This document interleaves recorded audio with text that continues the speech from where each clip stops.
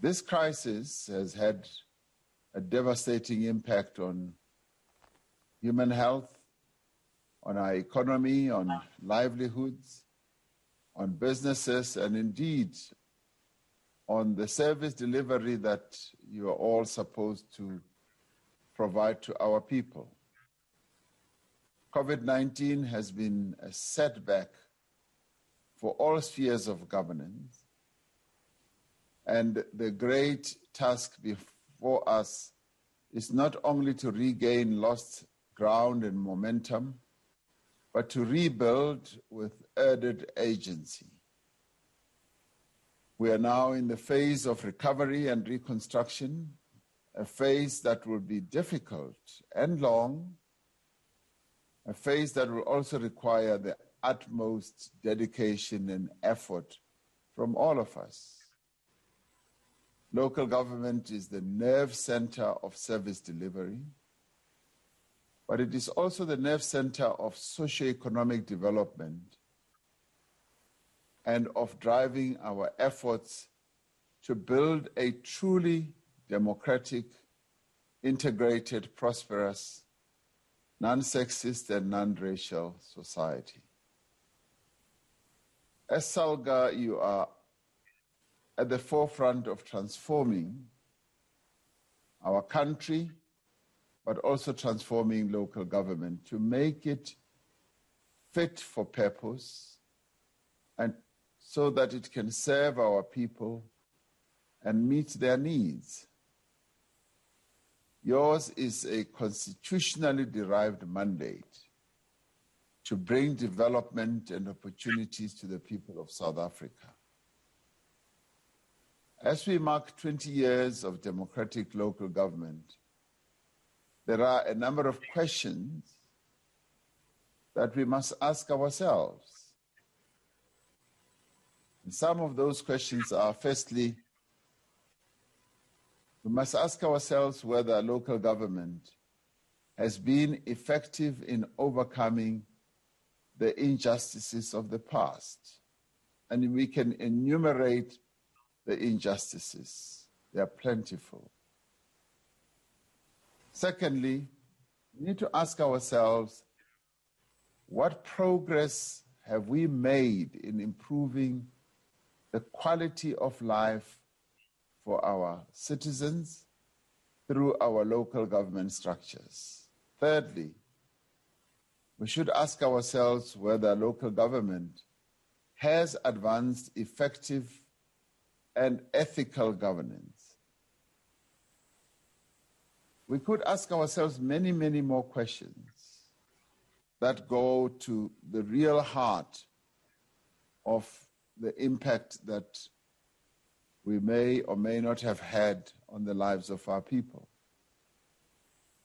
It is undeniable that over the past 20 years, local government has been a key driver of development in our communities, both economically, politically, socially, and in many other ways. Our progress has been substantial, and the quality of life of millions of our people has been affected through local government activity, but has also been improved. We now have schools, libraries where there were no libraries. We have clinics where there were no clinics before. They now exist. And they exist at local government level. Communities now have sanitation and clean drinking water where they were once forced to fend for themselves.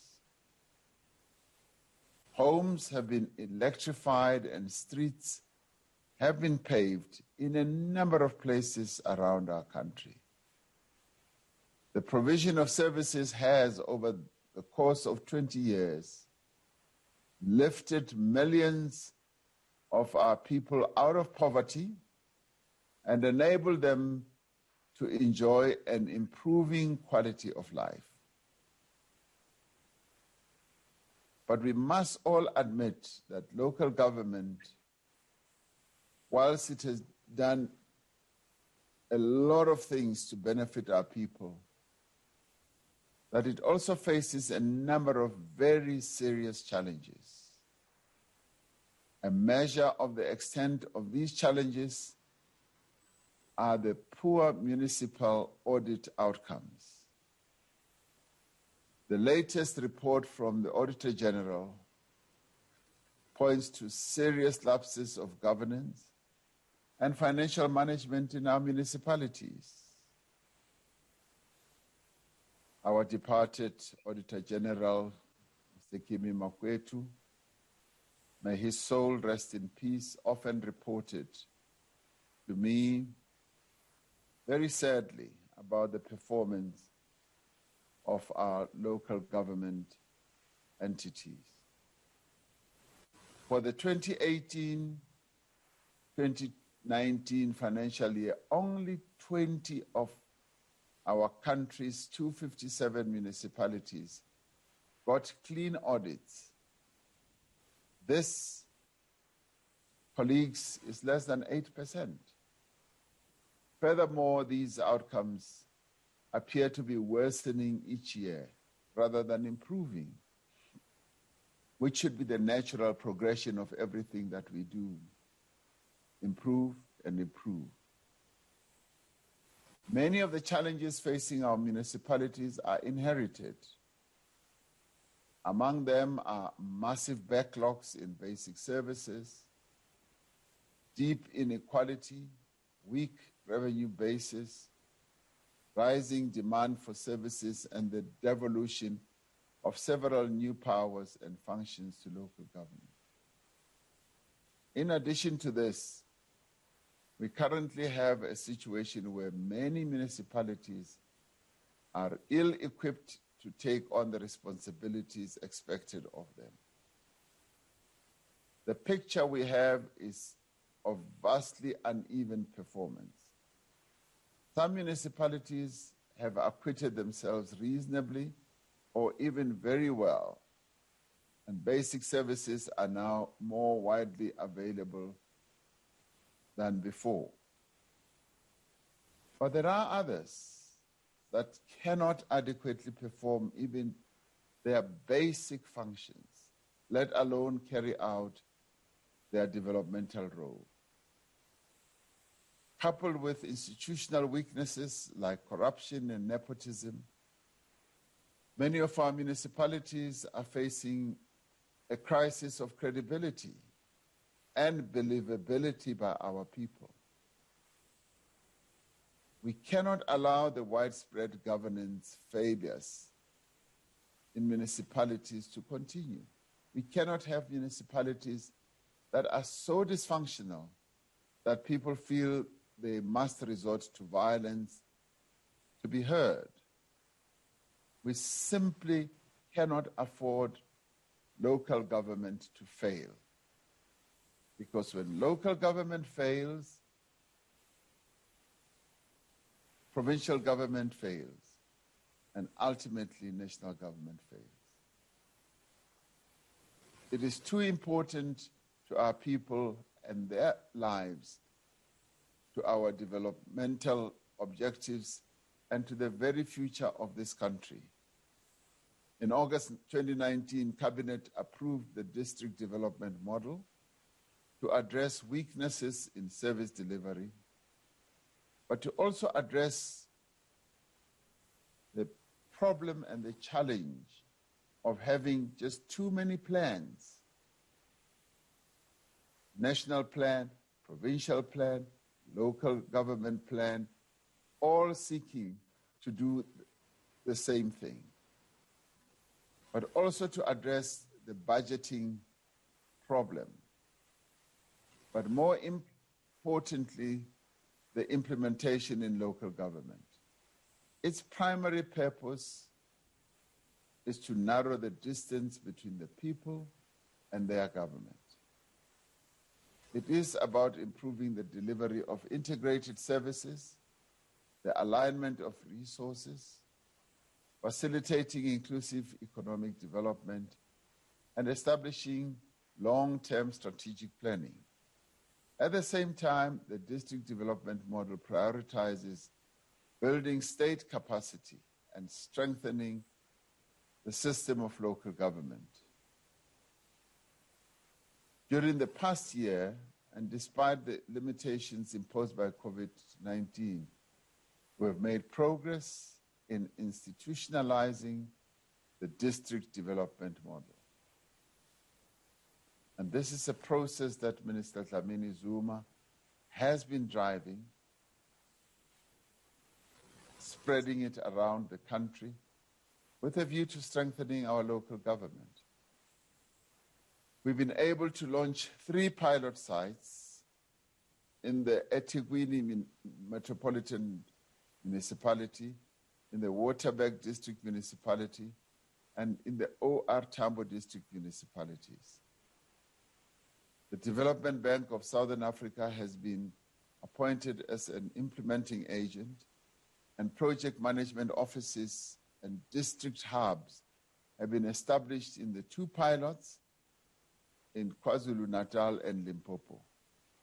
The district hubs will facilitate intergovernmental joint planning, resolve misalignment in both thinking and planning, and ultimately help to provide municipal support and provide shared services.